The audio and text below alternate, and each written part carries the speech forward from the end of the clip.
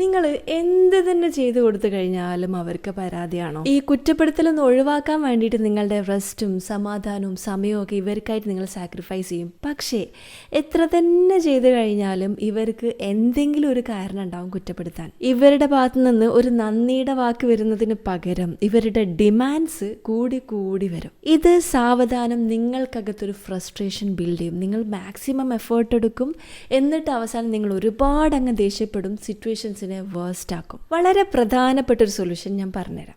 നിങ്ങൾക്ക് എത്രയാണോ ചെയ്യാൻ പറ്റുക അത്രയും ചെയ്യുക, അതിൽ കൂടുതലും അല്ല കുറവുമല്ല. ഇനി അടുത്തതാണ് ഇമ്പോർട്ടൻറ്റ് പോയിന്റ് കേട്ടോ.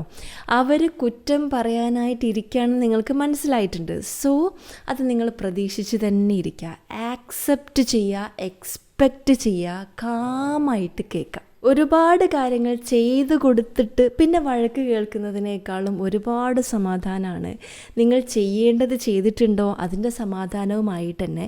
ഇനി അവർ വഴക്ക് പറയുന്ന ചില കാര്യങ്ങൾ മീറ്റ് ചെയ്യാത്തത് കൊണ്ടാണോ, അത് ഞാൻ ചെയ്തിട്ടുമില്ല, അതിൻ്റെ ഒരു സമാധാനത്തിൽ നിങ്ങൾ ഇരുന്ന് ചീത്ത കേൾക്കുമ്പോൾ നല്ലൊരു സുഖം ഉണ്ടാവും. സത്യം പറഞ്ഞാൽ എന്തായാലും നിങ്ങൾ വഴക്ക് കേൾക്കാനിരിക്കുകയാണെങ്കിൽ ഇത്തവണ നിങ്ങളുടെ സമാധാനം കളയാതെ സമാധാനത്തോടുകൂടെ വഴക്ക് കേൾക്കാം.